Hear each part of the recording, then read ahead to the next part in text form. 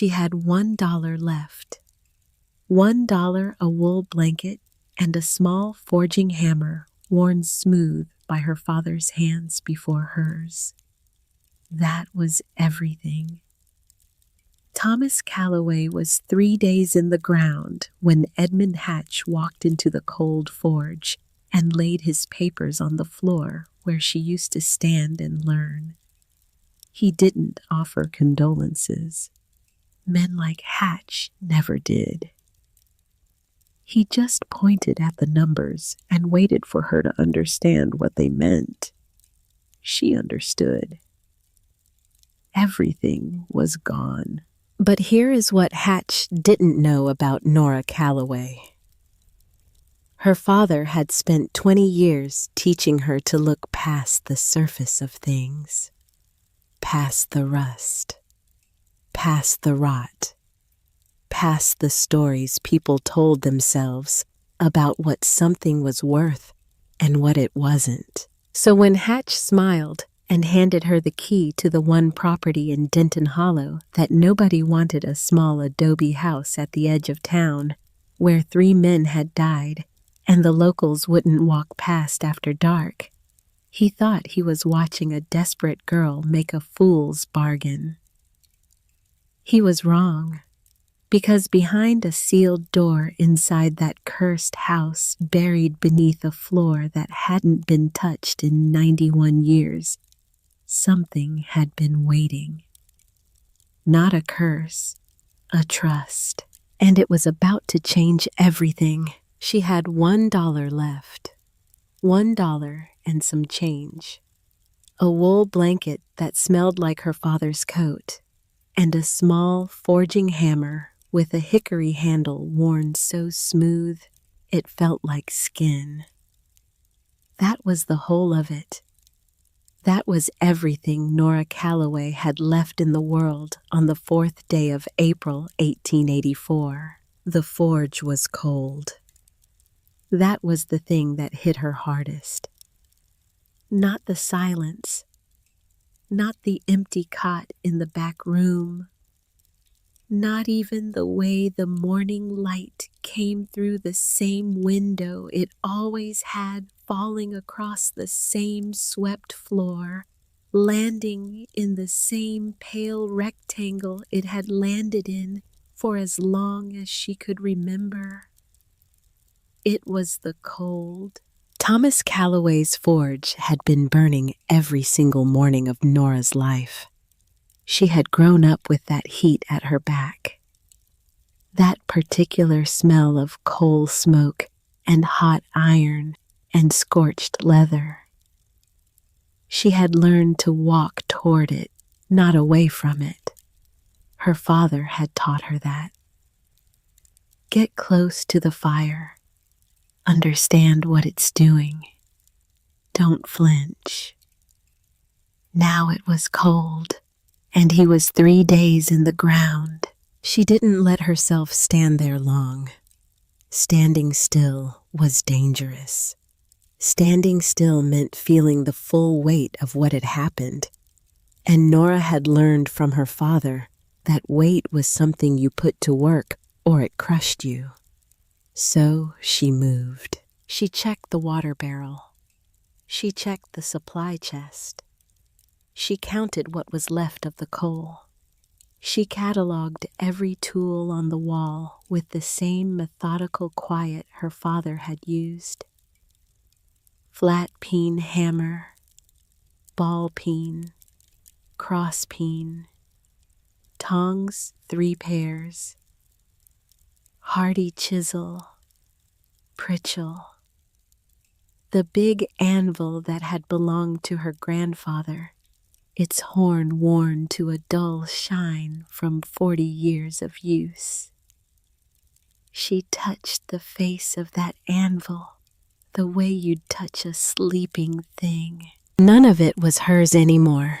She knew that already. She had known it the moment she watched Thomas Calloway stop breathing on a Tuesday morning with the spring sun coming through the window and the birds making noise outside like nothing at all had changed. She knew what came after a death like this. She had seen it happen to other families in Denton Hollow. The land office moved fast. They always did. She just didn't know how fast. Edmund Hatch arrived the next morning, not to pay his respects. Men like Hatch didn't do that. They sent a note if they felt obligated, a short one, and even then the ink was barely dry before the paperwork followed. He came in through the open forge door without knocking. Tall, narrow-shouldered, dressed in a wool suit that was too heavy for the New Mexico spring, the kind of suit that was meant to look expensive from a distance and just looked wrong up close. His face was the face of a man who had delivered bad news so many times it had stopped feeling like bad news. It had just become a transaction. He didn't look at her at first. He looked at the forge, the anvil, the tools on the wall. Counting, she realized. He was already counting. He set his leather satchel on the workbench, the same workbench where her father had taught her to draw out iron, where she had burned her hand at age 9, and he had put cool water on it and said quietly that the metal would teach her faster than he ever could if she paid attention. She paid attention now. Hatch unrolled the papers. Columns of numbers, loan figures, lien amounts. Accumulated interest that somehow always managed to grow faster than anything a working man could earn. He explained it all in the flat, careful voice of someone who had rehearsed this particular speech many times. She let him talk because she was watching his hands, the way he smoothed each page out too carefully, the way his eyes moved to the anvil again and then away. There was something underneath the performance, something that wasn't just routine. He was checking to see if she already knew. She didn't know what she was supposed to know. Not yet. But she filed that away. When he finished, the sum was what she'd expected. Everything. The forge, the tools, the small house attached to it. All of it held against debts that had been accumulating since before she was born. Debts her father had been chipping away at his entire working life without ever quite reaching the bottom. She nodded once, didn't speak, and then Hatch did something she hadn't expected. He reached into his satchel and produced a second document. Smaller, cleaner. The ink on this one was fresh. This is the part that mattered. He placed it on the bench between them. A single page, formal language. Her name at the top, written in someone else's hand. He said it was an option, a courtesy, a way to make the transition easier for a young woman in difficult circumstances. She read it carefully. It said that if she signed, she would formally relinquish any claim to the Callaway Forge property and its contents, and agree to vacate Denton Hollow within 7 days.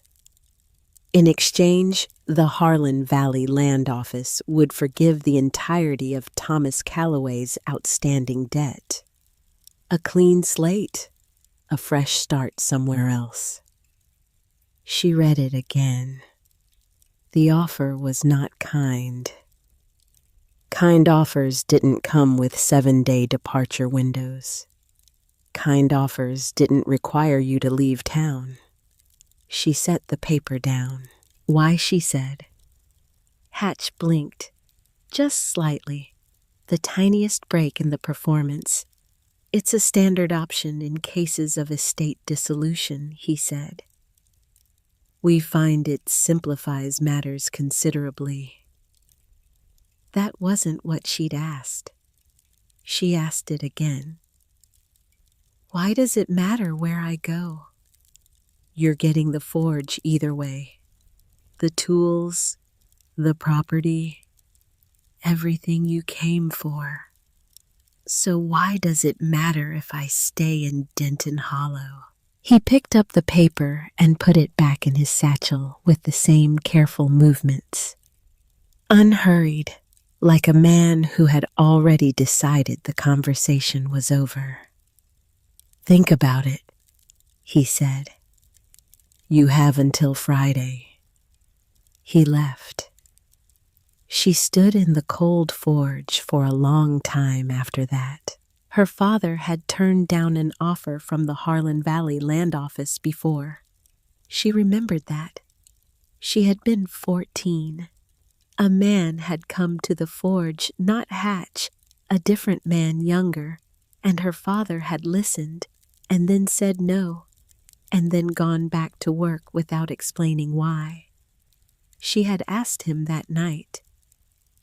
He had been quiet for a moment. Then he'd said, some people want to buy things they don't have any right to own, Nora. And when you say no, they don't forget it. She hadn't understood what he meant. She was beginning to. She spent the rest of that day doing what her father had taught her to do when a problem was too large to hold all at once. She broke it into pieces. She looked at each piece separately. She tried to see the structure underneath. She had $1.50. That was her inheritance. The change from a cloth pouch her father kept behind the water barrel for genuine emergencies. She had her blanket. She had her hammer. She had the clothes she was wearing, and a canvas satchel, and a spare dress, and her father's straight razor wrapped in oiled cloth. She had her hands. She had 20 years of working beside the best blacksmith in the county, and she had a question she couldn't let go of. Why did Hatch want her out of town? It was that question that took her across Denton Hollow the next morning, past the mercantile, past the church with its single cracked bell, past the houses that had been there as long as anyone could remember their adobe walls, the same pale dust color as the ground they sat on, as if they had simply grown up from the earth rather than been built upon it. She was heading for the land office. Not to sign anything. She went in through the front door. Hatch was at his desk. He looked up with an expression that had already prepared itself for whatever she was about to say. She put her dollar on the desk. She told him she wanted to file a claim. He waited. On the old Reyes house, she said. The adobe at the western edge of town. Something passed across his face. Something quick and complicated that he got under control almost immediately. Almost. That property is unregistered land technically, he said, but it falls under office oversight. Filing fee is $1, sold as is. No title guarantee. She knew what the house was. Everybody in Denton Hollow knew what the house was. 3 men had died inside its walls. The first, a prospector found in his cot with his heart stopped. A family after that who lost their son to fever and fled within a month, leaving most of their belongings behind. And then a trapper who had moved in one winter and was found frozen in his chair when the spring thaw came. After the trapper, nobody went near it, not even children on dares.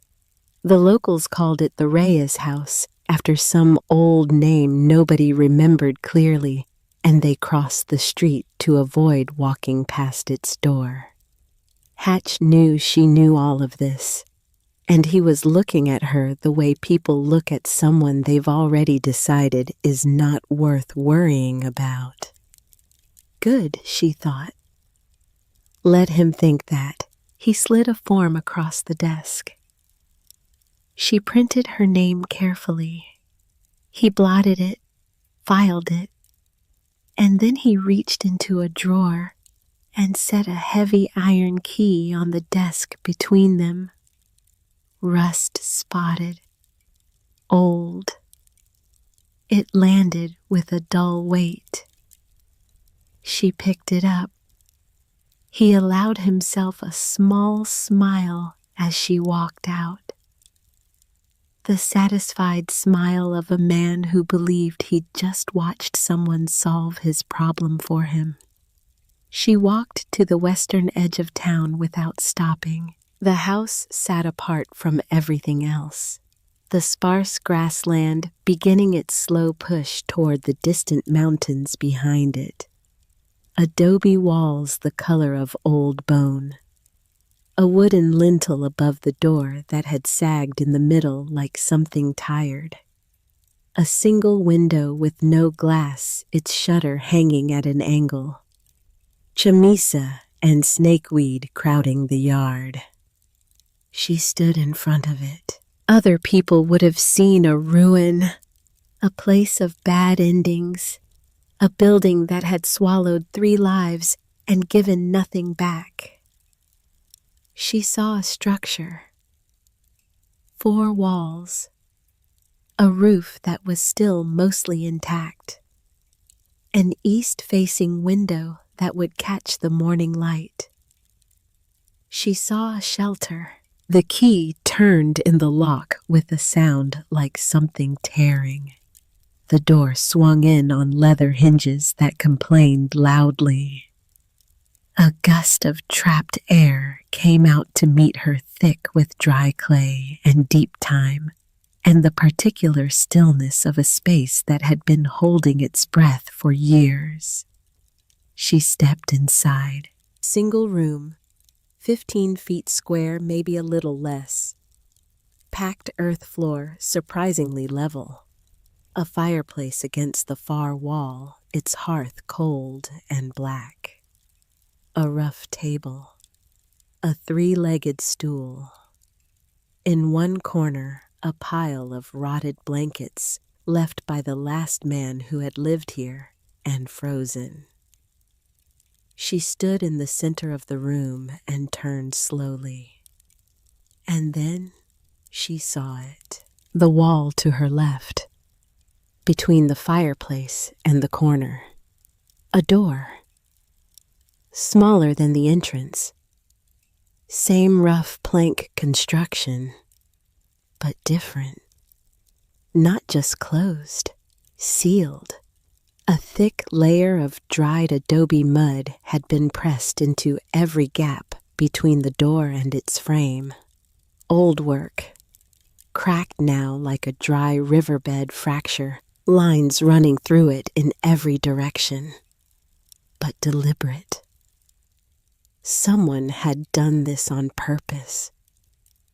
Someone had wanted this door to stay closed. She crossed to it, put her fingertips against the hardened clay. It was cold under her touch. She stood there for a moment. Then she went back outside and started dragging the rotted blankets into the yard. She burned them. The smoke went straight up in the still afternoon air. She swept the floor with a bundle of dried weeds until the clay was clean. She opened the broken shutter and let the late sun in. She found the cold hearth and checked the flue and determined it was clear. She was not ignoring the sealed door. She was doing what her father had taught her. Before you touch the thing that matters, understand the space around it. Get the room right first. It took her until dusk. She sat on the three-legged stool and ate the hard bread she'd carried and looked at the sealed door across the room. It was not a threat. It was a question. She had always liked questions better than answers. Answers closed things down. Questions opened them up. She would have her answer tomorrow. She woke in the gray hour before sunrise, wrapped in her wool blanket on the packed earth floor, and for just a moment, she forgot where she was.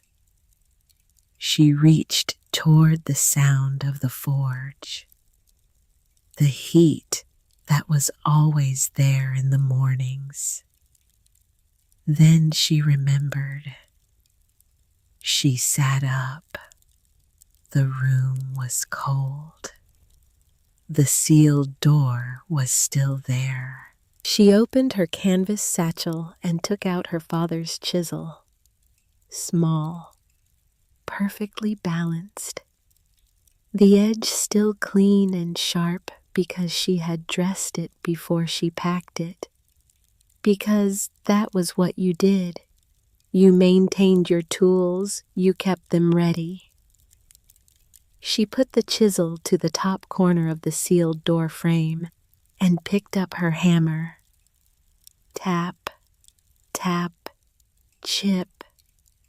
A small piece of dried mud fell to the floor. Tap, tap, chip. The sound was small and precise in the quiet room.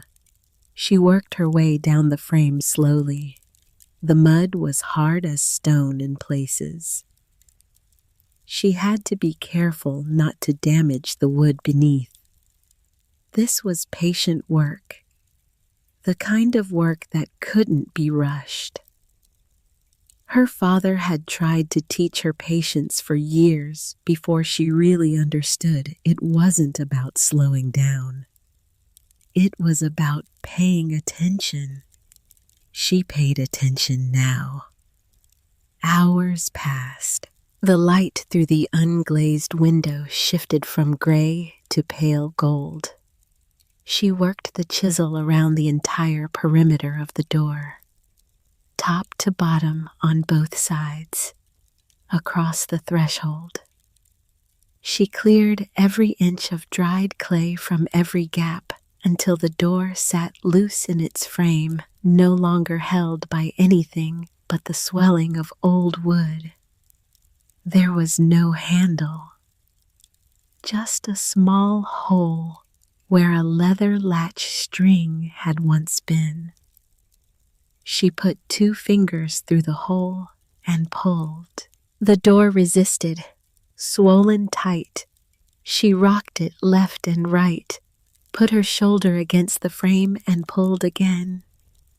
And then, with a low sound, a sound like something exhaling after a very long time, it gave.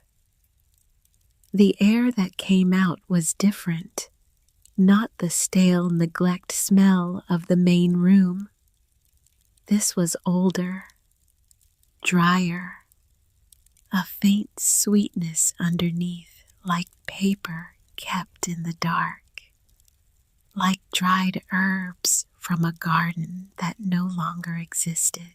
The room behind the door was small, 8 feet by 8, maybe less. No window. Stone dark. She waited for her eyes to adjust. A collapsed cot against one wall, its canvas rotted to nothing. A few pottery shards on the floor. a rusted tin cup. The ceiling was low, the walls close. For a moment, her heart sank. Just a storeroom, a pantry, sealed for no reason she could see. She almost turned away, and then her father's voice as clear in her memory as if he were standing beside her. Not the words he said most often, the ones he said when she was about to give up on something. Look again, Nora. You're looking at the surface. Look at the structure. She made herself look again, slowly. The floor this time, and there it was. In the far corner, directly opposite the door, a section of the packed earth floor was fractionally different. A rough square, maybe 3 feet across, slightly paler than the surrounding clay, raised by no more than half an inch, patched. Someone had repaired that floor, not clumsily, carefully, with attention, with the same kind of patience she had just spent the last several hours practicing. Why repair a floor in a sealed room? Her heart was going faster now. She went back to the main room and retrieved the rusted spade head she had found in the yard and carried in without quite knowing why. She brought it to the corner and worked the edge of it under the patch.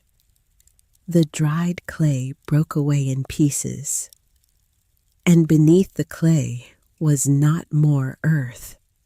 It was wood, dark, straight-grained, old. She dug with her hands, pulled clay away in chunks until she had uncovered the outline of a trapdoor, maybe 2 feet square, fitted into the original floor with a precision that surprised her. There was a small iron ring set into the surface, rusted stiff. She hooked her fingers through it and pulled. The trapdoor was heavy, heavier than it looked. It lifted grudgingly earth, falling away from its edges, and beneath it was a dark cavity cut into the ground.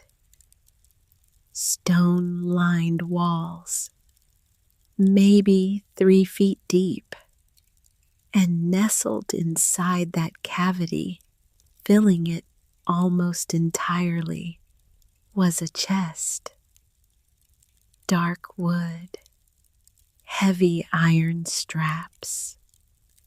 Mesquite, she thought from the grain of it. The kind of wood that lasted because it had no intention of doing otherwise. She sat back on her heels for a moment, just sat there. Then she reached into the hole and began working the chest loose from the cavity walls. It was heavier than anything she'd expected. She got her arms around it, got leverage, and pulled it inch by inch until she could tip it onto the floor. She dragged it through the small room, through the sealed door, into the main room, into the light. She sat in front of it. The lock was Spanish, intricate, old iron that had fused to itself over the decades until it was more sculpture than mechanism. There was no keyhole she could use.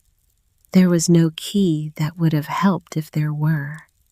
But there was a hasp, and a hasp had a seam, and a seam was just a structural problem waiting for the right tool.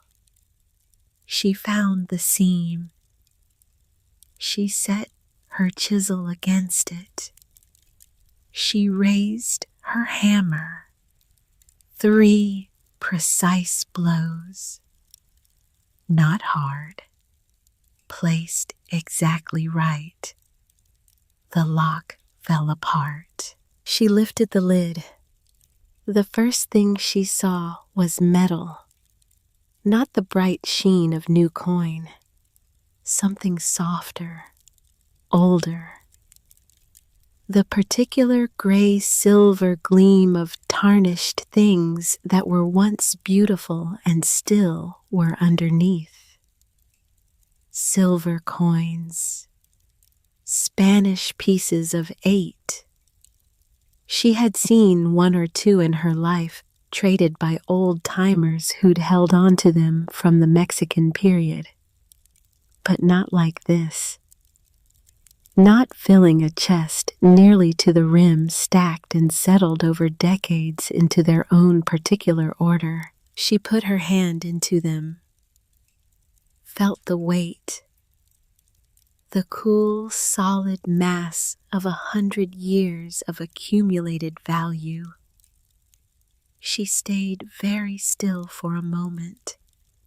Then she began lifting coins out, stacking them carefully in columns on the floor beside her, because there was more beneath. She could see the edges of something wrapped, something that had been cushioned by the coins above it, protected, intended to last. She cleared the coins until the bottom of the chest was visible. 2 objects wrapped in oilcloth so old it had gone brittle. She peeled the cloth back carefully. The first was a reliquary, about a foot long. Dark, polished wood she didn't recognize, inlaid with patterns of mother of pearl that caught the afternoon light from the window and held it. A small glass panel protected a fragment of old wool brown with age, an object made with extraordinary patience and care by hands that believed completely in what they were doing. The second object was a roll of parchment, tied with a leather thong and sealed with dark wax crumbled at the edges. She broke the seal, unrolled it carefully on the floor. Spanish script, elegant and faded to rust brown. Maps and boundaries and official seals and signatures she couldn't read. Legal documents of some kind.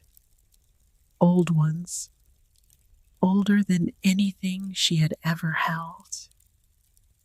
And at the very bottom of the chest, lying alone beneath the oilcloth, small, worn leather cover. She opened it. The handwriting inside was different from the parchment. Plain, careful, English. The hand of someone who had learned to write in a different language first, and then made themselves fluent in this one. She read the first page. My name is Brother Donovan Reyes.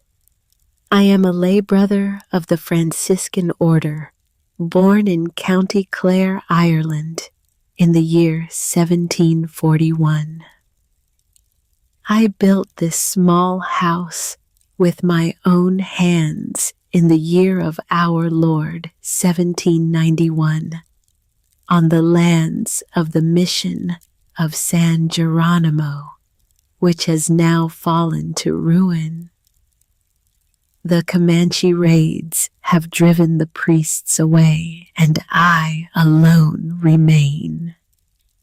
I am old, and I feel a sickness settling in my chest. I have hidden what I could save. I will seal this room and trust in God's providence. She turned the page. If you are reading this, my own time has passed. But what I have left behind is not mine to keep. The silver is the mission's tithe held for the building of a true church. The reliquary holds a piece of the cloak of Saint Francis, our patron, and the document is the king's grant, the deed given by the King of Spain to the church for all this valley from the creek to the high mesas. It is God's land held in trust for the people who live and work upon it, not to be bought, not to be sold, not to be collected upon by any man who had no hand in building it. I do not know who you are. I pass this to you, whoever you are. Use the silver for good works. Honor the relic, and see that the land is justly administered. May God guide your hand. Brother Donovan Reyes, 1793. Nora sat back. The afternoon light had shifted while she was reading. The room was different now. Or maybe she was. She looked at the columns of silver coins on the floor, at the reliquary with its fragment of old wool, at the parchment she couldn't read but could feel the weight of. She thought about Edmund Hatch in his wool suit, about the smile he had given her when she took the key, about the offer he had made. Leave town. Clean slate. Will forgive the debt. She thought about her father turning down a land office offer when she was 14. Some people want to buy things they don't have any right to own, Nora. And when you say no, they don't forget it. She looked at the parchment again. A deed, a royal Spanish land grant for this valley, from the creek to the high mesas. The valley where Denton Hollow sat. The valley where Edmund Hatch's Harlan Valley Land Office had been collecting rents and fees and filing claims for 20 years. She understood now what Hatch had been looking for. She understood why her father had been approached, and why he had refused, and why Hatch had wanted her gone from this town before she could find what her father might have suspected was here. She sat in the middle of a cold room with a century of hidden truth arranged in careful columns around her. And she heard very clearly, and not for the last time, a knock at her door. She wrapped the journal in her blanket quickly, put the reliquary back in the chest, put her hand over the lid. Then she went to the front door and opened it. A woman stood on her threshold, 58, maybe 60, tall and lean, the kind of lean that came from a lifetime of working rather than going without. Her hair was gray-brown and pinned back with the efficiency of someone who had stopped caring about pinning it pretty a long time ago. She was holding a round of cornbread wrapped in a clean cloth, and she was looking at Nora with eyes that were measuring something and had been for a while before she knocked. Hadley Greer, the woman said. I live 3 houses down, or what passes for 3 houses out here. Nora said nothing, waited. The woman's eyes moved past her for just a moment, just a fraction of a second, taking in the chest visible through the doorway, the coins, coming back to Nora's face. I was going to bring this yesterday, Hadley Greer said, but I wanted to see if you'd last the night first. Some people don't. In this house, Nora said, in this house, in this town, in general. She held out the cornbread.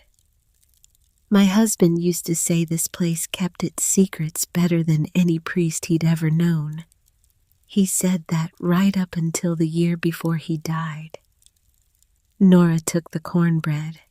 She said, "Come in," because Hadley Greer was already looking past her again at the chest on the floor, at the columns of Spanish silver, at the journal sitting wrapped in a wool blanket in the corner. And her face was not the face of a woman who was surprised. It was the face of a woman who had been waiting for this moment for a very long time. Hadley Greer did not gasp when she saw the coins. That was the first thing Nora noticed. Most people would have gasped. Most people would have said something, made some sound, put a hand over their mouth, or taken a step back, or done any of the 100 small things that humans do when they encounter something that rearranges their understanding of the world. Hadley just stood in the doorway and looked. For a long time. Then she walked in, sat herself down on the 3-legged stool like she owned it, folded her hands in her lap, and said nothing at all. Nora watched her. "You've seen this before," Nora said. Not a question. Hadley's eyes moved from the chest to the columns of coins to the journal wrapped in the blanket in the corner. Slow, methodical. The way you look at something you've been imagining for a very long time to check how close you got. "No," Hadley said, "but I've heard it described." Nora waited. "My husband Hadley said." Clement. He was not a man who talked much. 22 years married, and I could count the conversations that went past 10 minutes on both hands. But in the last year, before the cough took him, he started talking more than he ever had in his life. She paused. "He told me about this house," Hadley said. "Told me his grandfather used to say there was something buried here, something important. Something that had been put away before anybody living could remember. He said his grandfather tried to get inside once, got as far as the door, stood there with his hand on the wood for a long time. And then Nora said, and then he walked away." Hadley's voice was flat, not cold, just honest. He was a practical man. He had children to feed, and a dry season coming, and a door that had 3 dead men attached to it in the town's memory. Practical men walk away from things like that. She looked at Nora directly for the first time since she'd sat down. "Clement wasn't practical," she said, "but he also wasn't well. He'd stand out there in the evening sometimes, just looking at this place from down the lane. After he got too sick to stand, he'd sit by the window instead, watching. And the last coherent thing he ever said to me, the last thing that made any real sense, was this." She stopped. What Nora said. "Don't let Hatch find it first." The room went very quiet.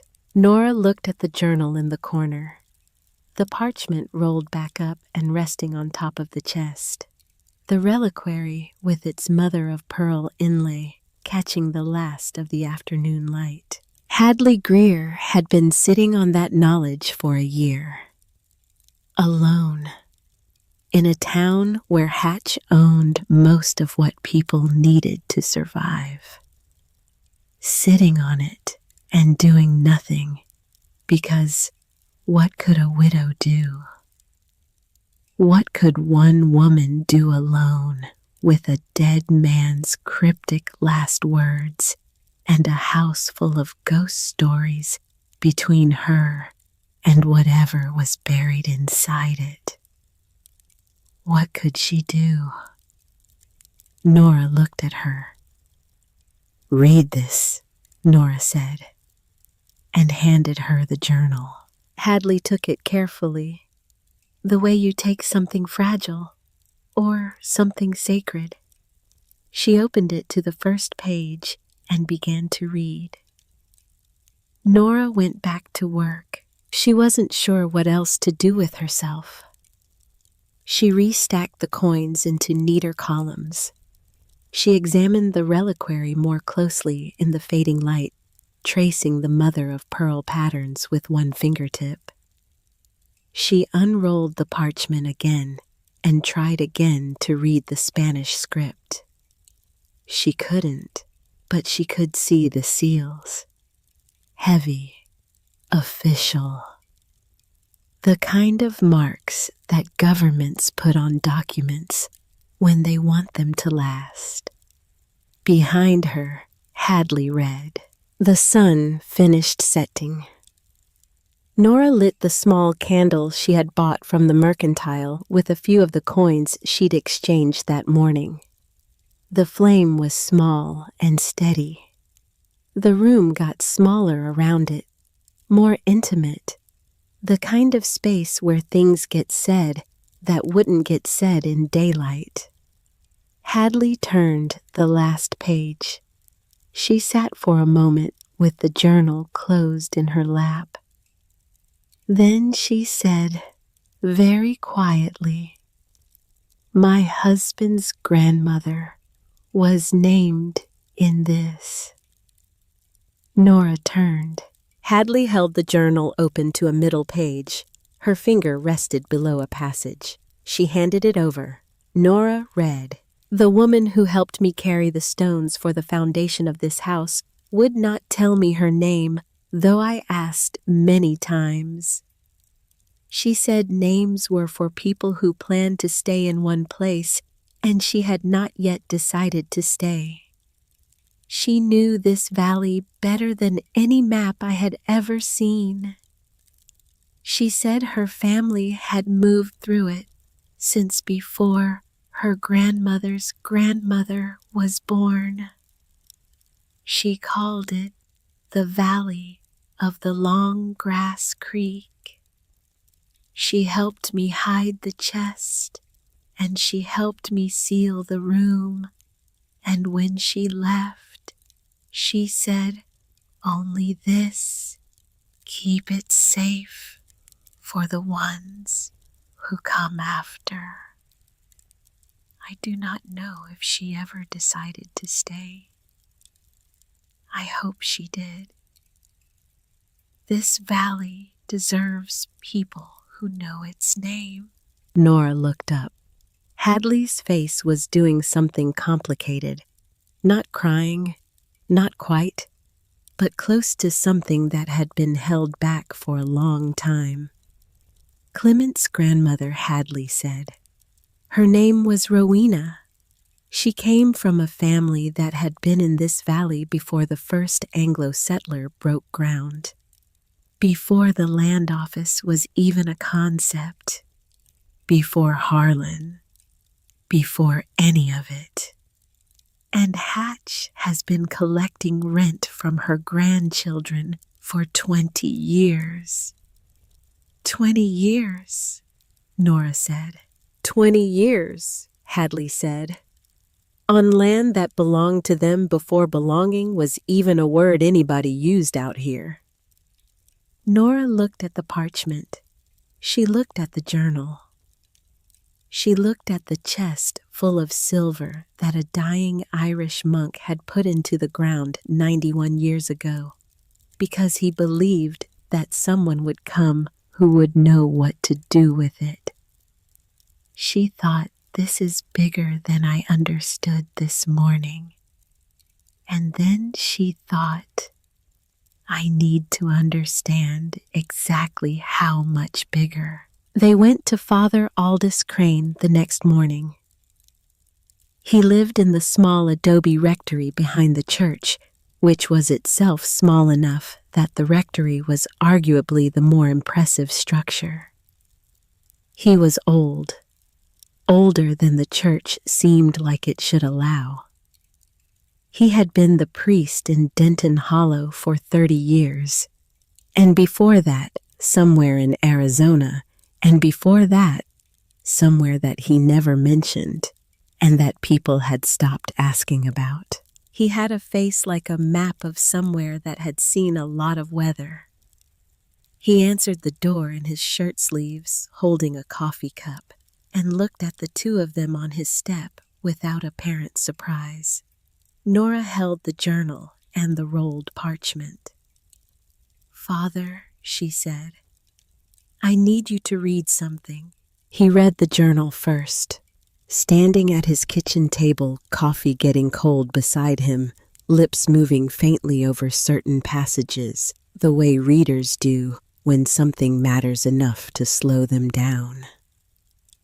Then, the parchment. He had a magnifying glass in his desk drawer.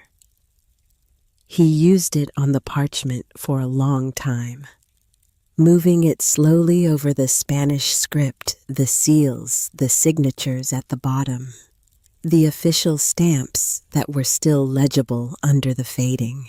Nora and Hadley stood on opposite sides of the small kitchen and did not look at each other. The clock on the wall made its sound. The coffee went entirely cold. Father Aldous set the magnifying glass down. He was quiet for a moment. Then he said, "Do you know what the Treaty of Guadalupe Hidalgo is?" Nora said no. Hadley said yes. Father Aldous looked at Hadley. Hadley said it's the treaty that ended the Mexican-American War, 1848. It said that existing Spanish and Mexican land grants had to be honored by the United States government.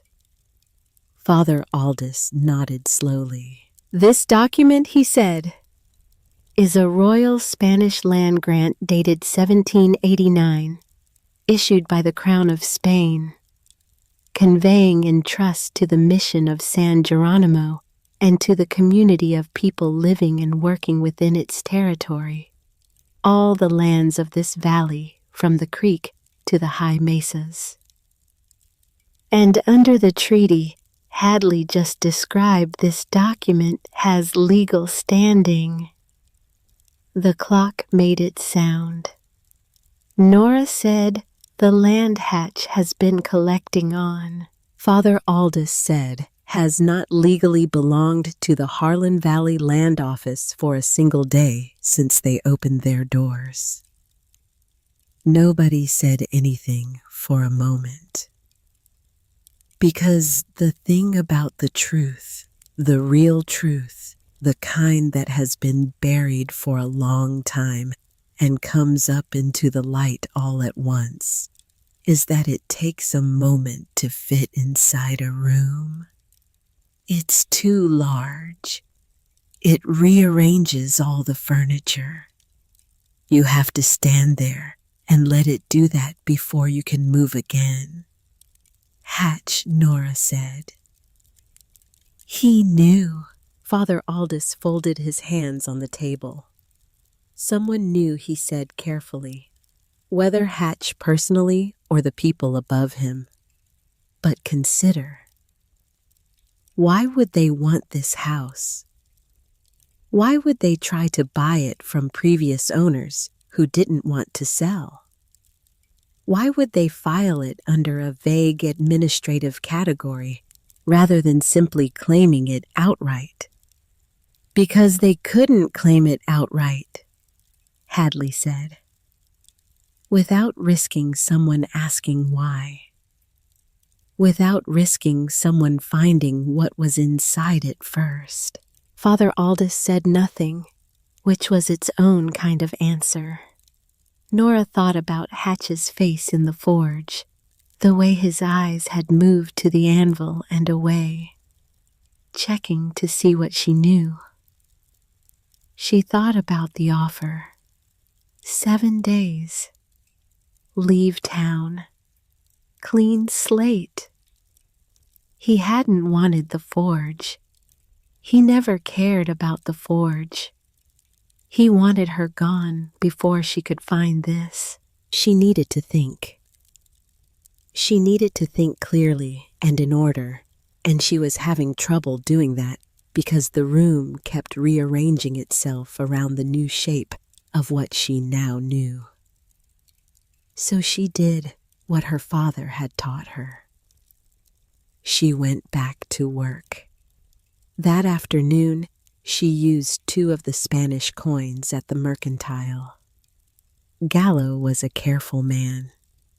He tested the weight, turned the coin over twice, said nothing about where it had come from, gave her fair value in trade.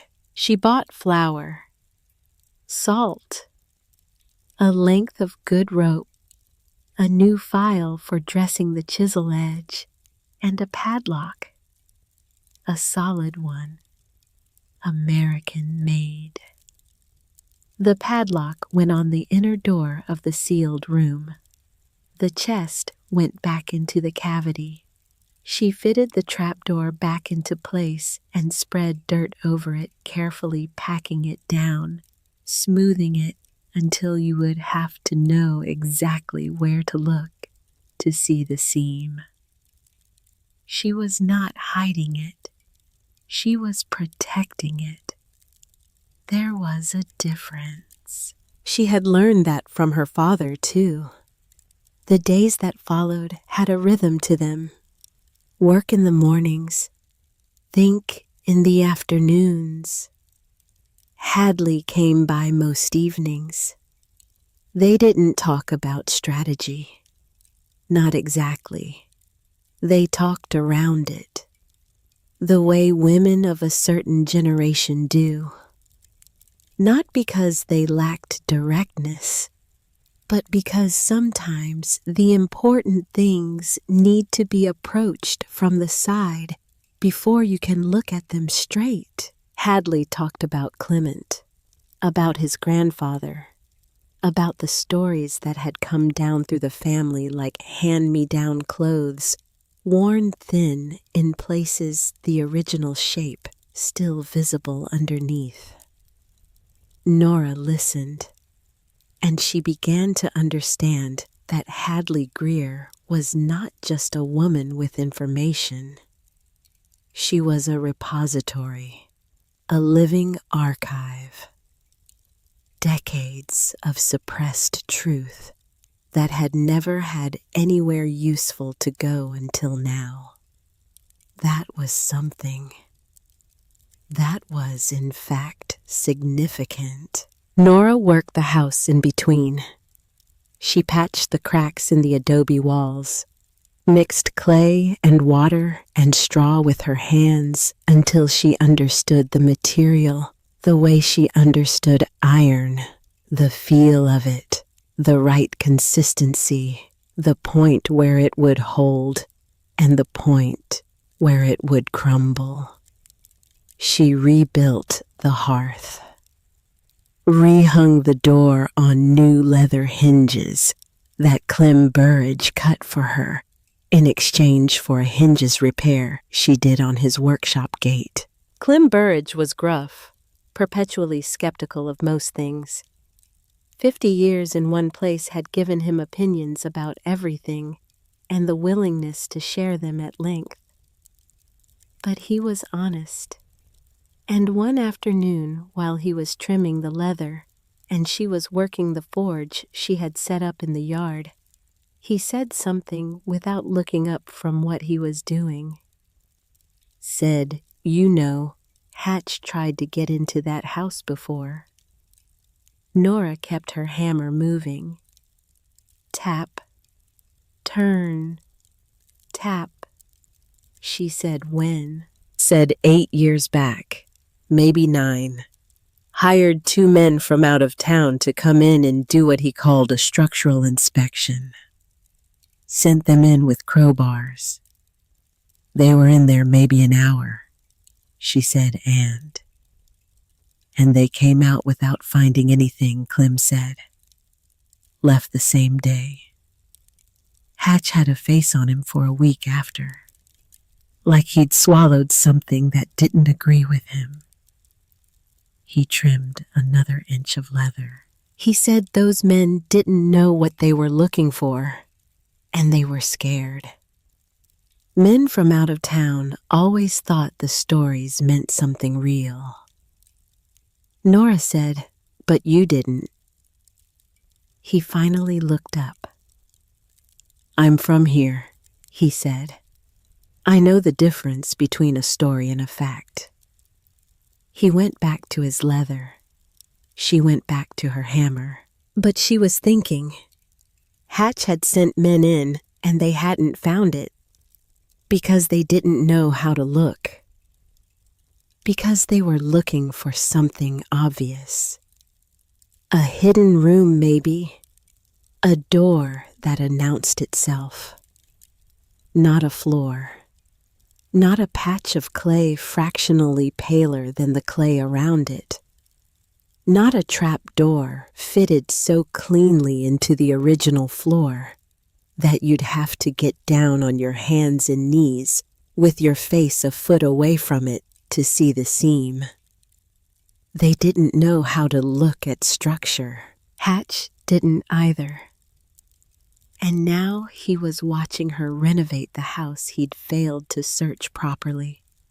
And he had no way of knowing whether she'd found anything yet, or whether she was just a stubborn 20-year-old girl refusing to accept the perfectly good deal he had offered her. Let him wonder. She was almost starting to enjoy this. Almost.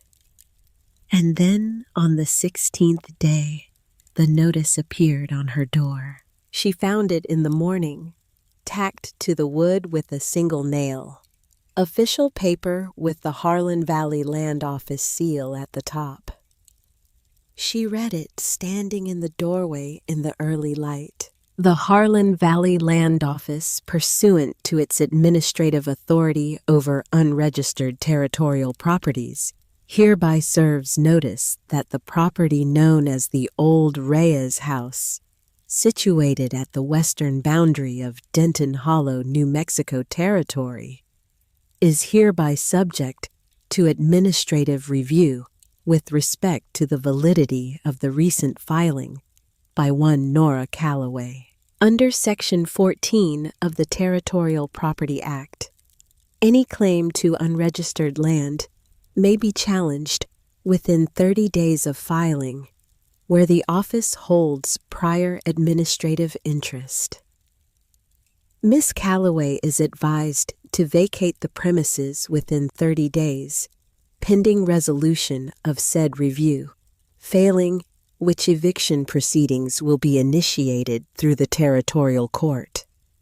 She read it twice. Then she took the nail out of her door, set the paper on the table inside, set her hammer on top of it to keep it flat, because she needed to think, and she found it easier to think when her hands were occupied, and the hammer was useful for that. He had waited 16 days, which meant he was not panicking. A panicking man moves on day one. A calculating man waits, watches, tries to determine what you found before he shows his hand, which meant he still didn't know. Good. But the notice had been tacked to her door in the morning, which meant it was public, which meant anyone who walked past had either seen it go up or would see the nail hole and draw their own conclusions, which meant the town already knew. or would by noon. And that was Hatch's second mistake. Because Nora Calloway being threatened by the land office was one thing, a private negotiation, a business matter, nothing to do with anyone else. But Nora Calloway getting an eviction notice on a door that the whole town could see. That was something else entirely. She found out how something else by late afternoon. Mabel Goss came first. Winifred, though everyone called her Win. Small woman, sharp eyes. The kind of sharp that comes from watching things carefully for decades, rather than from any particular aggression. She brought a jar of preserved peaches and set it on the table without comment, and then stood looking at the notice under the hammer. "That's Section 14, Wynne said. Nora looked at her. "My brother is a retired federal judge," Wynne said. "Out of Santa Fe. I've been reading land law documents for 30 years because he believed in keeping his family informed about the difference between what was legal and what was done. Section 14 allows an administrative challenge. It does not allow eviction without a court order, and a court order requires evidence of prior claim." She picked up the notice. "Read it again.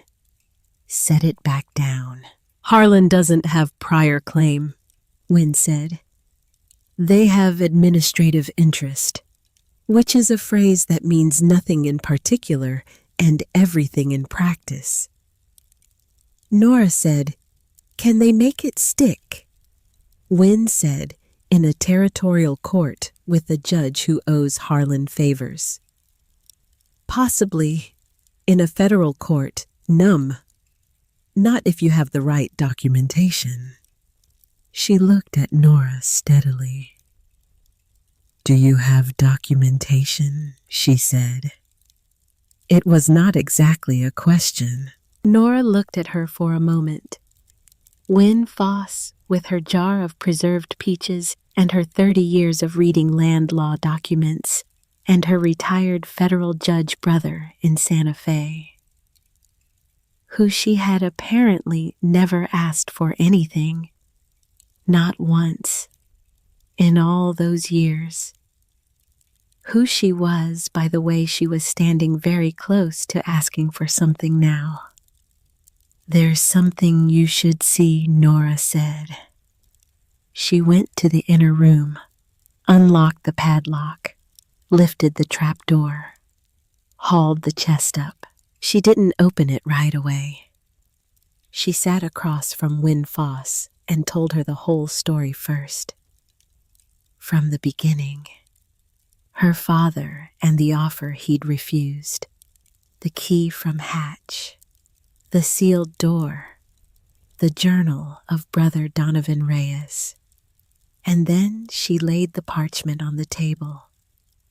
Wynne read it with the magnifying glass Nora had borrowed from Father Aldous. When she finished, she sat back and was very still for a moment. Then she said, "Do you know what this is worth?" Nora said, "I know what it means." Wynne looked at her. "It means," Nora said, "that every family in Denton Hollow who has been paying rent to the Harlan Valley Land Office for 20 years has been paying it on land they already owned." The room was quiet for a moment. Wynne said, "I need to write a letter to my brother." Nora said, "I was hoping you'd say that." Wynne said, "I haven't asked him for anything in 14 years. Nora said nothing, because sometimes the right response to something is no response at all. Just let it sit. Let the person find their own way to the thing they've already decided. Wynne looked at the parchment again. She said, "I'll need a copy." Nora said, Father Aldous made too. Wynne looked at her. I was going to need to send one to Santa Fe at some point, Nora said. I just didn't know who to send it through. The corner of Wynne's mouth moved, almost a smile. The kind that acknowledges that someone has been thinking more clearly than you gave them credit for. She took the copy, stood up, picked up her jar of preserved peaches, considered it, then set it back down on the table. You'll want those, she said. You're going to have some long nights ahead. She was right about that. But she was also wrong in the way that optimists are sometimes wrong. Because the long nights were not the hard part. The hard part was the morning on day 22, when Nora woke up to find that someone had been in her yard. Not inside. The padlock was intact. The door was untouched. But in the yard, the small open-air forge she had built, the anvil she had bought, with 2 Spanish silver coins from a freight hauler passing through her tools lined up on the bench she had built herself from salvaged lumber. Everything had been moved. Not broken, not stolen, just moved, shifted. The way you move things when you are looking for something and trying not to make it obvious that you looked. Someone had been in her yard in the night, and they hadn't found what they were looking for, because what they were looking for was underground, behind a locked door, beneath a trap door, under a layer of packed clay that she had smoothed and packed herself. But they had been in her yard, which meant Hatch was no longer waiting and watching. He was looking, actively, which meant the 30 days were not just a bureaucratic timeline. They were his window. He was trying to find something he could use against her before the clock ran out.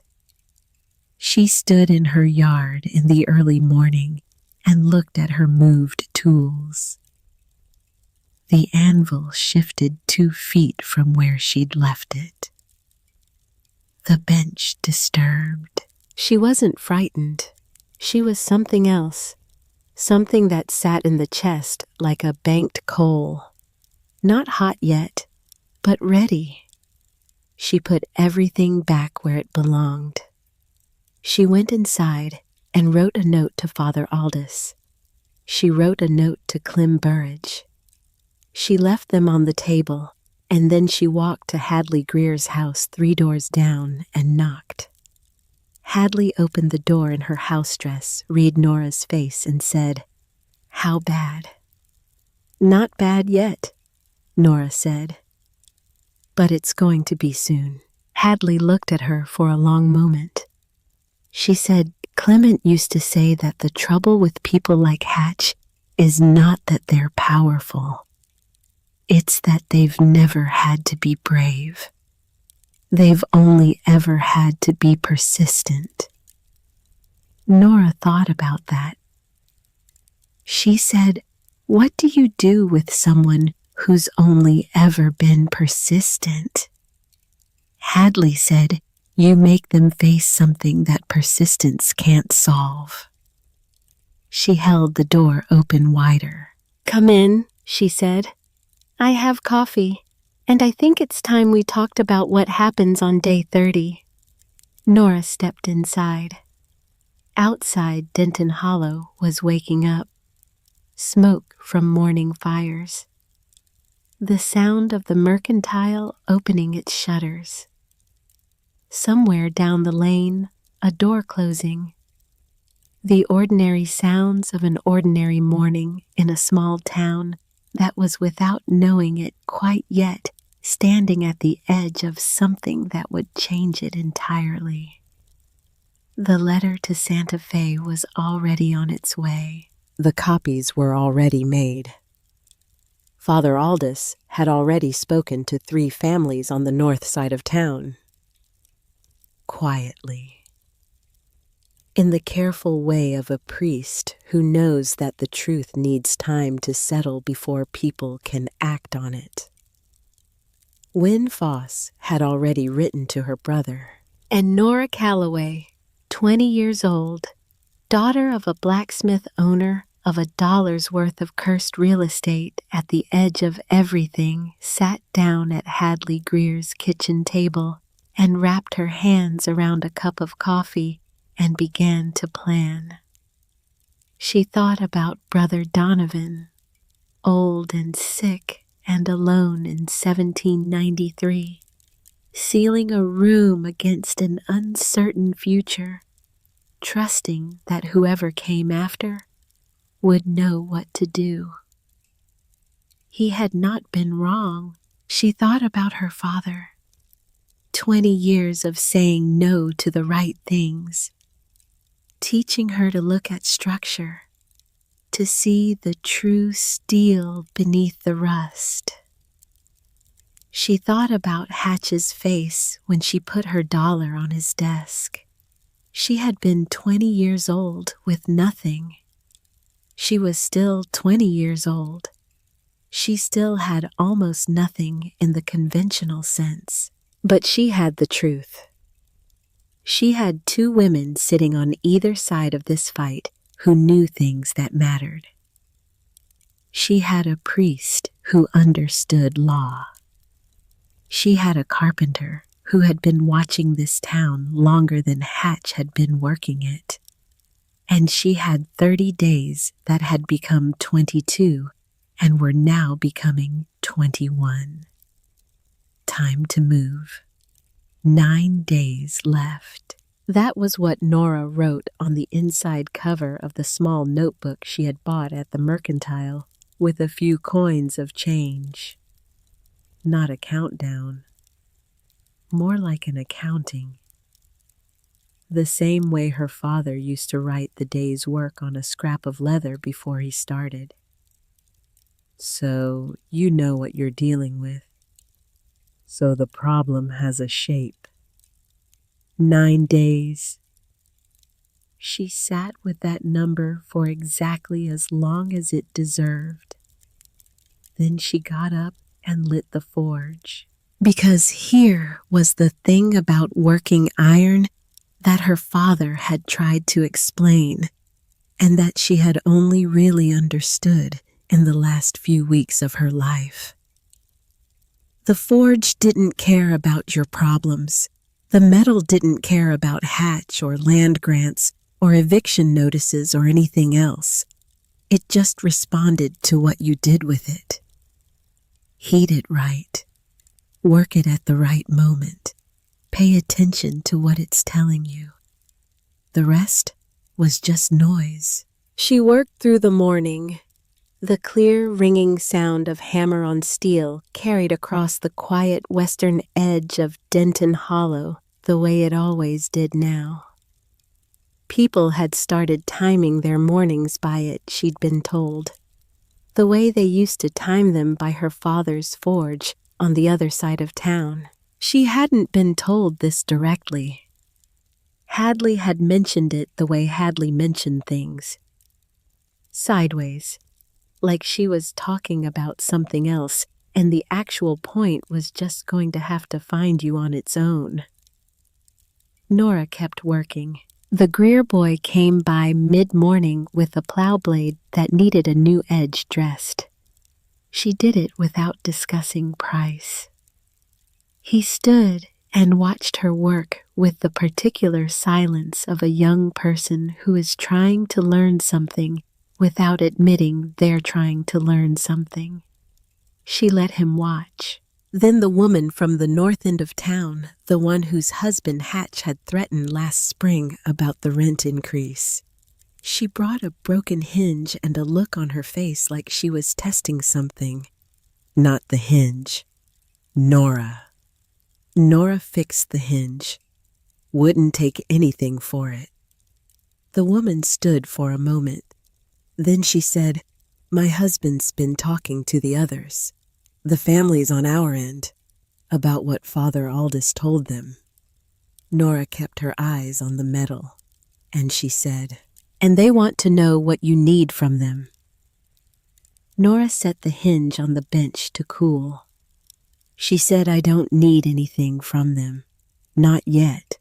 But tell them to keep paying attention to what happens in the next 9 days."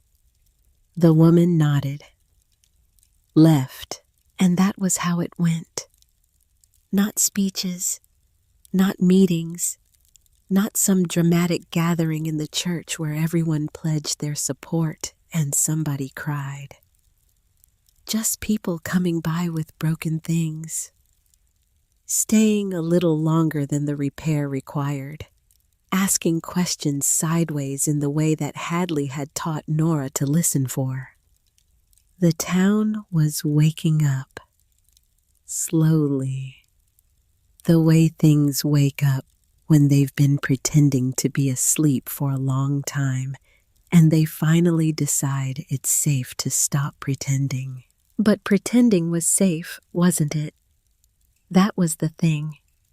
For 20 years, pretending had been the practical choice. Hatch had the administrative authority. Harlan had the lawyers. What did any of them have?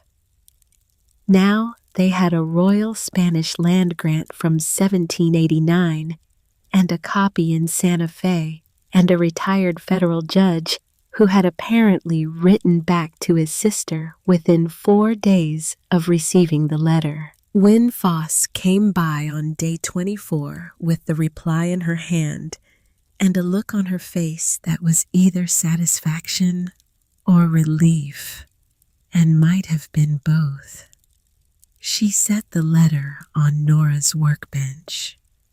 "He says it's real," Wynne said. "He had a colleague examine the copy.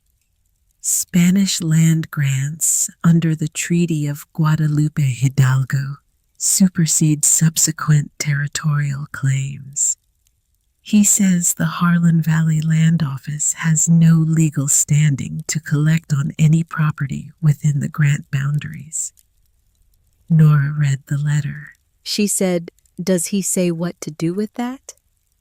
Wynne said he says the next step is a formal submission to the Territorial Land Commissioner in Santa Fe with the original document, with supporting affidavits from residents who have been paying on the affected properties, and with representation. Nora said, "We don't have representation." Wynne said, "We will." She said it like she had already arranged something, like the arrangement was already done, and she was just now getting around to telling Nora because she had been waiting to see if Nora would ask. Nora looked at her. Wynne said, "My brother is not entirely retired." The days compressed after that. Everything got faster. Not chaotic, focused. The way a forge gets when the temperature is right, and you have to move precisely because the window is closing. Father Aldous took affidavits, quietly, in the rectory, one family at a time. 22 years of pastoral relationship meant he knew exactly who would come and exactly how to ask them. He moved through the town like a man who had been waiting for this particular moment his entire tenure and was not going to waste it now. Clem Burridge, who talked to nobody about anything, somehow managed to have a conversation with every tradesman and rancher within 5 miles about the nature of prior land claims and the history of the valley. He did this in his usual gruff manner with his usual minimal words.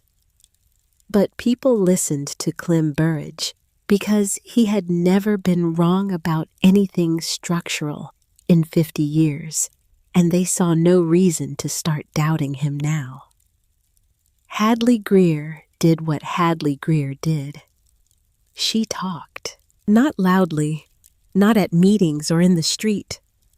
She talked the way she had clearly been not talking for 20 years, which was to say she had the kind of deep reserves that come from a very long silence. She sat with women at their kitchen tables. She told the story of Brother Donovan, the story of Rowena, whose name was in the journal, whose family had known this valley before any deed existed. She told it quietly, and she told it true. And by the time she was done, each person sat with that same particular expression. The one that said, "I am rearranging the furniture in my understanding of this place." Nora watched all of this and kept her forge going, because here was something she understood now that she hadn't at the beginning.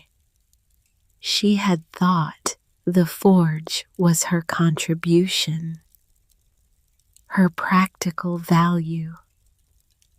I fix things, I don't make speeches, let me just be useful.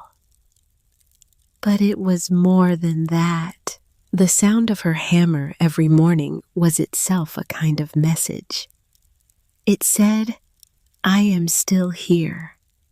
The notice is still on my door, and I am still here, and I am working." It said, "This is what staying looks like." It said all the things that were too large to say directly, and that people needed to hear, not as words, but as a sound.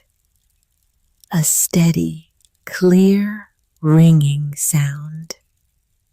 Every single morning. On the 28th day, Edmund Hatch sent a message. Not a legal notice this time. A personal note, hand-delivered by the same young man from his office who always ran his errands and who looked deeply uncomfortable doing it. The note requested that Nora come to the Harlan Valley Land Office the following morning to discuss, as Hatch put it, a mutually beneficial resolution to the current administrative matter. Alone, the note specified, just the two of them. Nora read the note. She set it on the table next to the notebook where she had written 9 days and crossed it down to 2.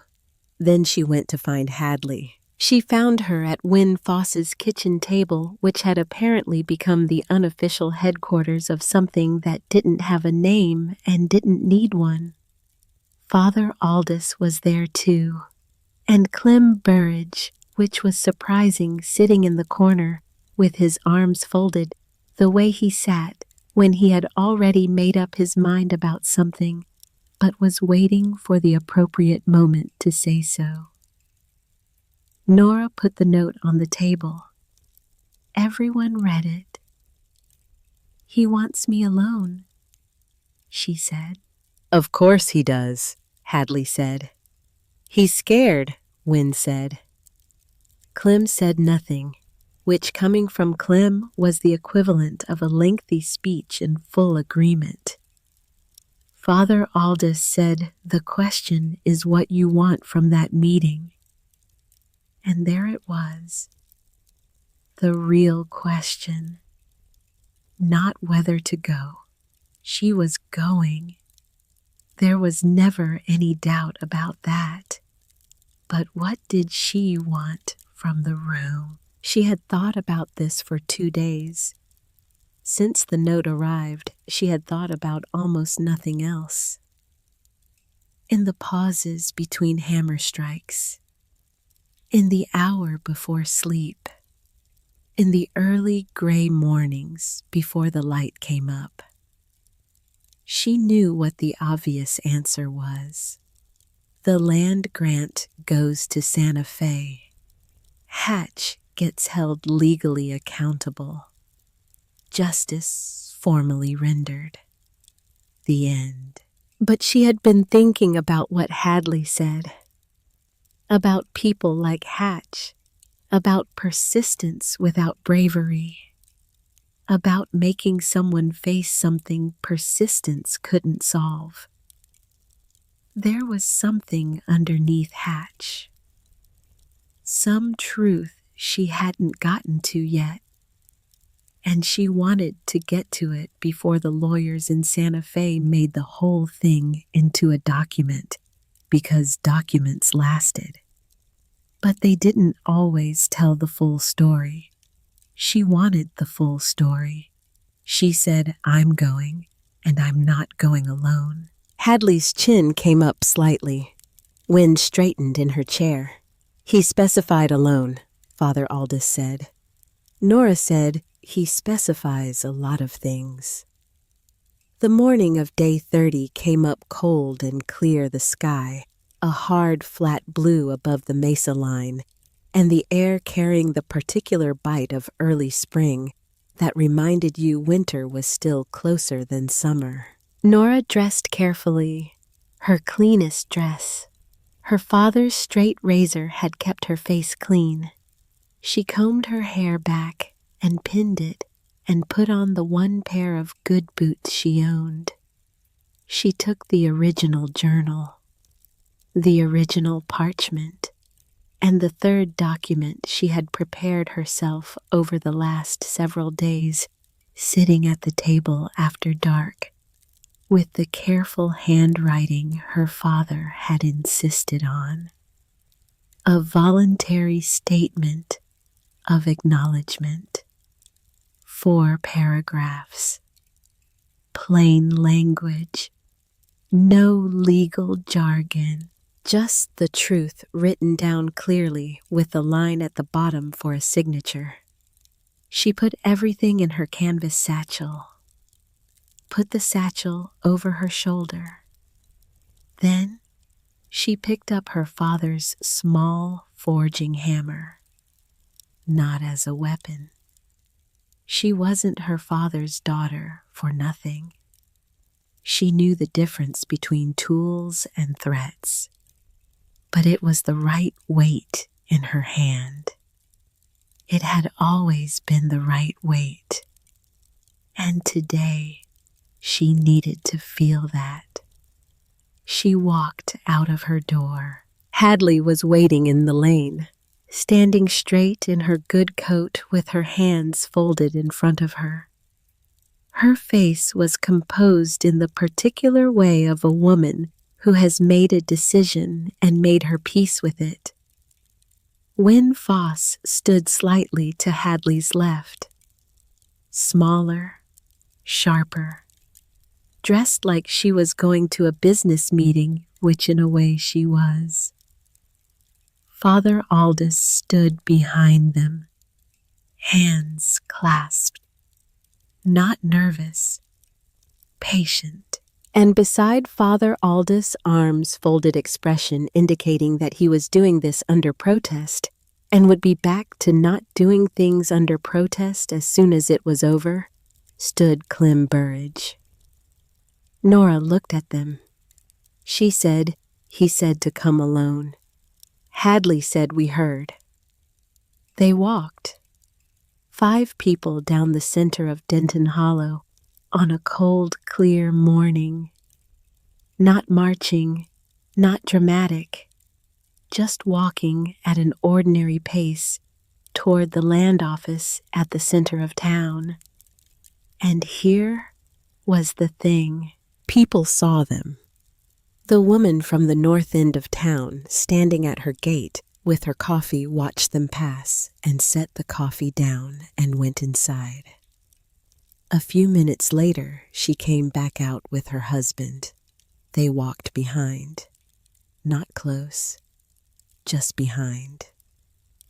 The Greer boy saw them from the stable yard and went to get his mother.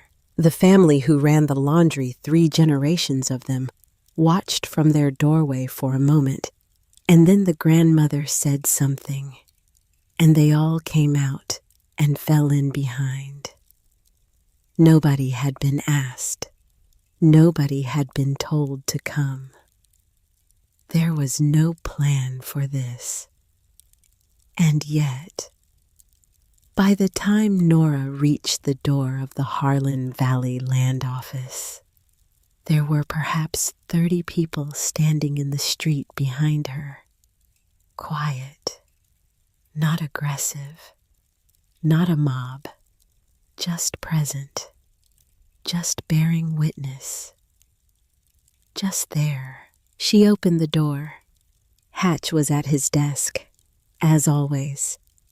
The papers in their severe stacks, the polished wood surface, the wool suit, the face of a man who had maintained a performance for so long he was no longer sure where the performance ended and the person began. He looked at the 5 of them, then past them at the window.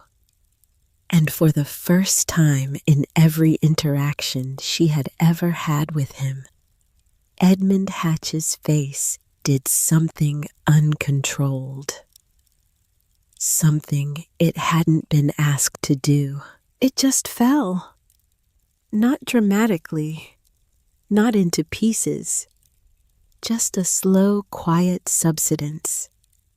Like a wall that has been bearing weight for too long and finally finds that the weight is gone and doesn't know anymore what it's supposed to be doing. Nora walked to the desk. She put the satchel down. She took out the original parchment and set it on the polished wood. Then the journal. Then the voluntary statement she had written herself neatly folded. She set her father's hammer on the edge of the desk and left her hand resting beside it. She looked at Hatch. He looked back at her. The people in the street outside were visible through the window. He could see them. 30 people standing in the ordinary morning like it was the most natural thing in the world. He said very quietly, "You were supposed to take the offer." Nora said, "I know." He said it would have been simpler. She said, "For you." He looked at the parchment, at the journal, at the window. Then he said the thing she had been waiting for without knowing she had been waiting for it. He said, "My father worked collections for Harlan, his father before him. I've never held a deed to anything in my own name. Not a house, not a plot, nothing." He said it like a fact. Not a confession, not an excuse. Just information he was finally setting down because he was tired of carrying it. Nora looked at him for a long moment. This is what Hadley had meant. About bravery, about men like Hatch. He had never been brave enough to look at what he was doing and name it clearly. He had just been persistent in the way of a man who only knows one direction and has never been asked to stop and look at where it leads. She didn't hate him in that moment. She couldn't quite manage it. What she felt was something more complicated and less satisfying than hatred. A kind of sorrow for what a person can become when they never ask the right questions. But she was not here to fix Edmund Hatch. She was not here to save him. She was here for something specific. She unfolded the voluntary statement and set it in front of him. She said, "This says that you were aware of the existence of a prior land claim on the properties administered by the Harlan Valley Land Office." that you were instructed to prevent the discovery or surfacing of that claim, and that the administrative challenge against my property was filed in bad faith, not on legitimate legal grounds. He read it. His hands were still on the desk, not reaching for it, not pushing it away. Nora said you sign this and what happens next happens in Santa Fe, not here, not to these families, not as a drawn-out territorial court case that costs everyone time and money they don't have. It gets handled at the right level by the right people. He said, and what happens to me? She said that depends on what you do right now. He read the statement again. She waited. This was the thing about patience. Her father had spent years trying to teach it to her. She had thought she understood it. The long hours at the forge, the careful work, the willingness to let the metal tell you when it was ready. But the real patience, the deepest kind, was this. Sitting in a room with something important hanging in the air and not reaching for it, not pushing, not filling the silence, just waiting, trusting that the space you had made was the right shape for the thing that needed to happen. Edmund Hatch picked up the pen. He looked at the window one more time. Then he signed. He signed it with the same flat efficiency he brought to everything. The same practiced hand that had signed how many notices, how many claims, how many documents that had cost how many families, how many years of money and worry and quiet resignation. He signed this one too. Nora picked it up, folded it carefully, put it in her satchel next to the journal and the parchment. She picked up her hammer. She said thank you. She meant it, not warmly, not forgivingly, but genuinely.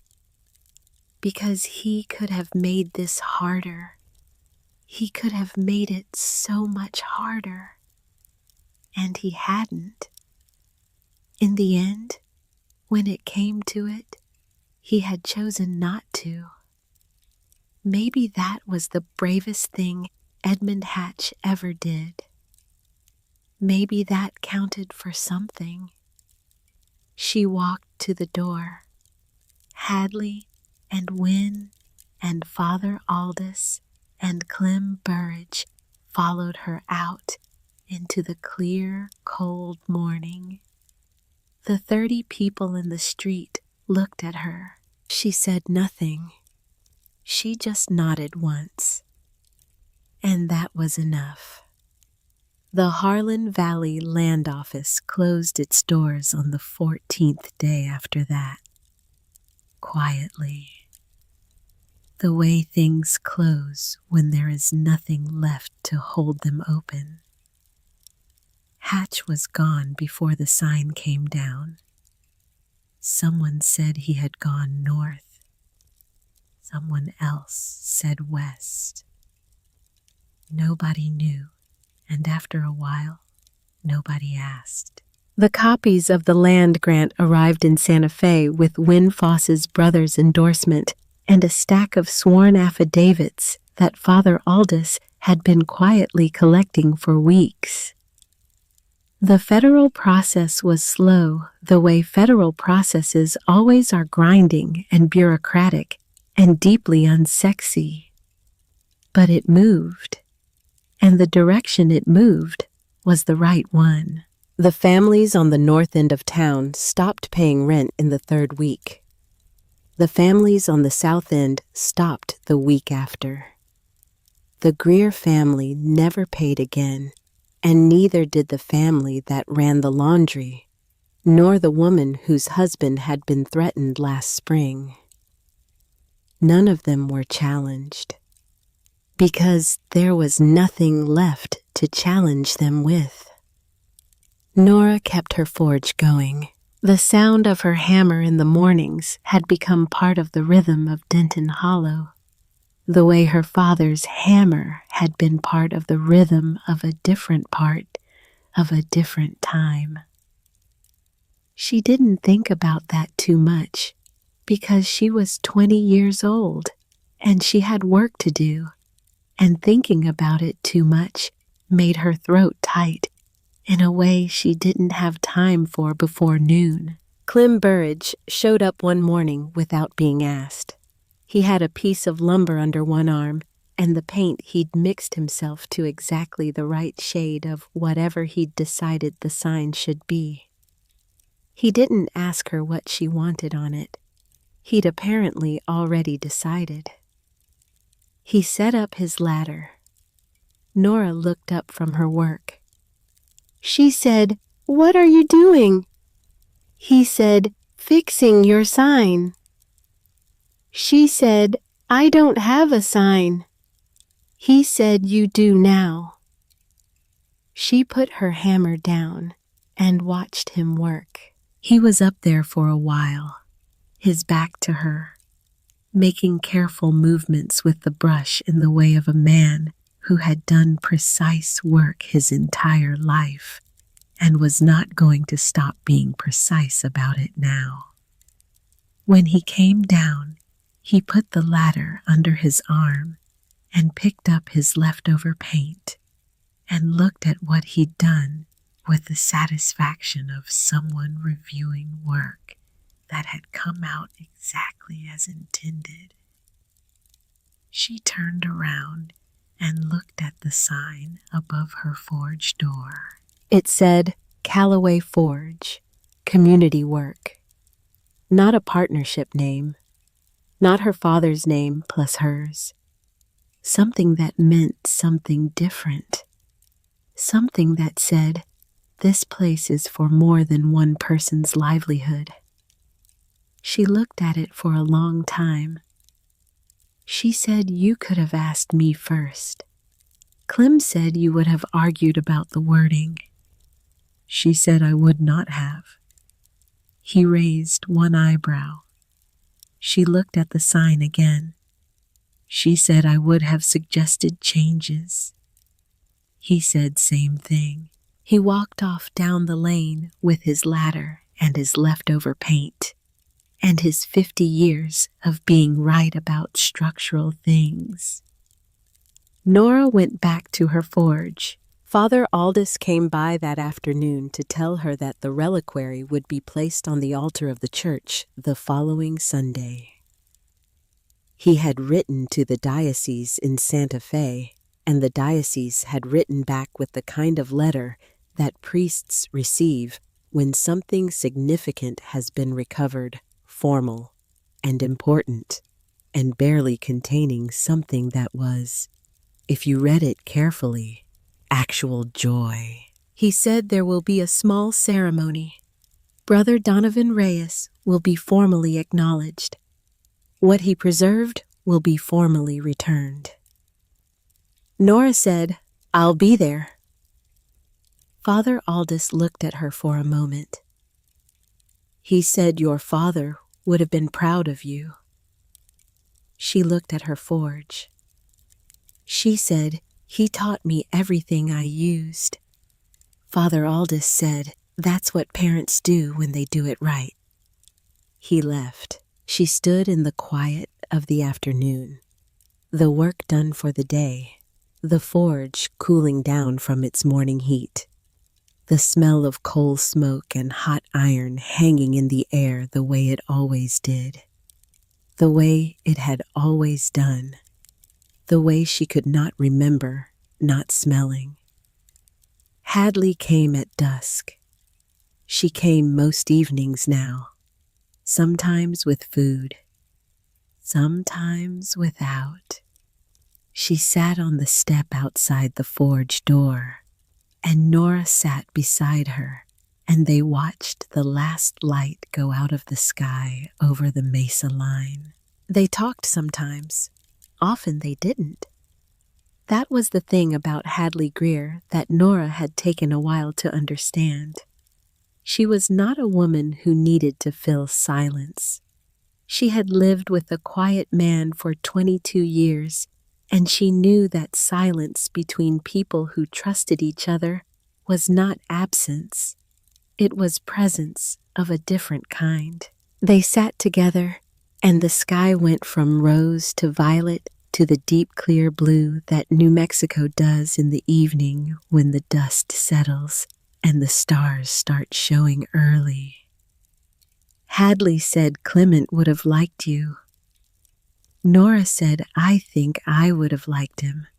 Hadley said he was terrible at talking, but he always knew where to stand. Nora thought about that. She thought about standing, about where you position yourself, about how sometimes the most important thing you can do is choose the right place and stay in it. Her father had stood at a cold forge in Pennsylvania after a war and decided to go west. He had stood in front of a land office agent and said no. He had stood behind her for 20 years while she learned to work, and had the grace to step back and let her learn without interfering with the learning. Brother Donovan Reyes had stood in a crumbling mission in 1791 and decided the things worth saving were worth burying. Had trusted a stranger who wasn't born yet with the most important thing he had. And she had stood in a doorway with $1 and decided to find out what was worth finding. That was all it ever was, knowing where to stand. She went inside as the dark came down. The hearth fire had burned to a steady warmth that reached her from across the room. She built it up a little and stood in front of it for a moment, letting the heat settle into her. On the mantelpiece, she had placed 2 things. On the left, the reliquary of Brother Donovan Reyes. Tomorrow, Father Aldous would take it to the church where it belonged, and she would go and watch him place it, and it would be right. But tonight, it was here. Its dark wood polished to a soft shine.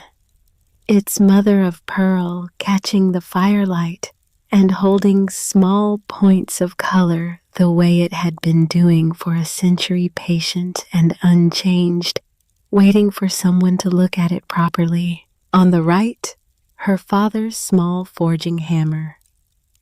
Hickory handle worn to a polish by his hands and then hers.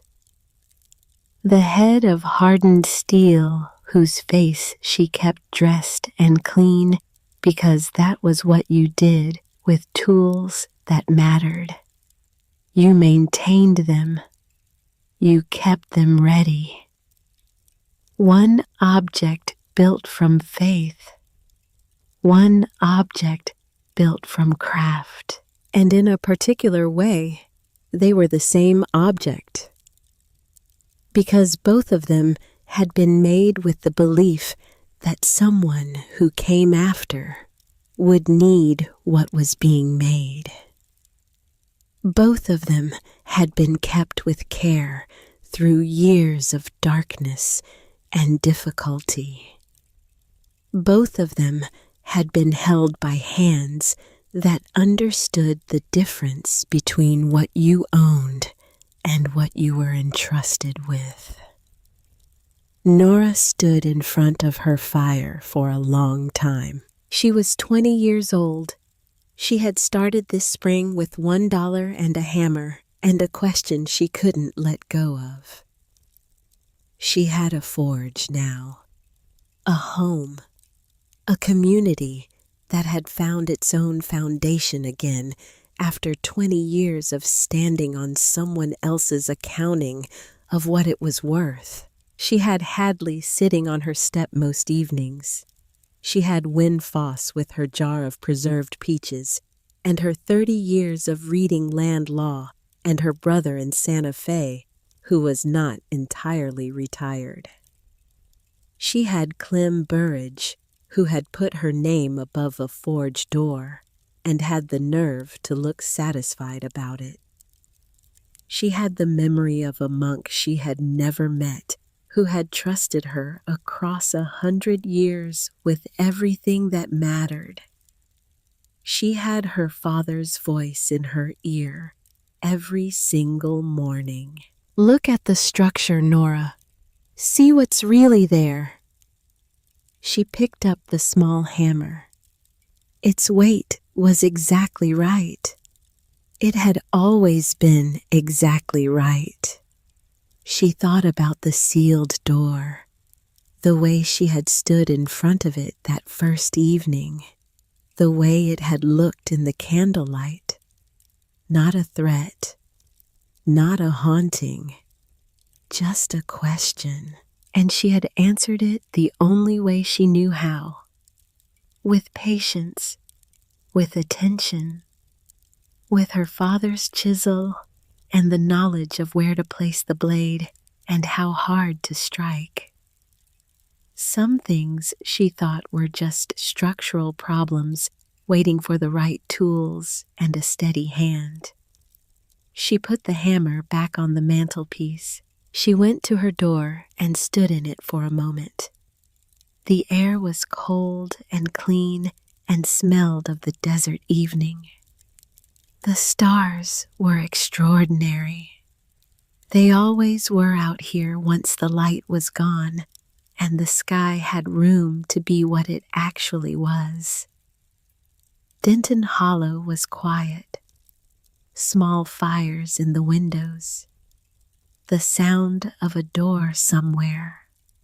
The settling noises of a town at rest. A town that knew now what it was standing on. Nora stood in her doorway and listened to it. Then she went inside and closed the door. Tomorrow, the hammer would ring again. The fire would come up hot. There would be work to do because there was always work to do, and the work was the point, and the point was to do it well. But tonight was enough.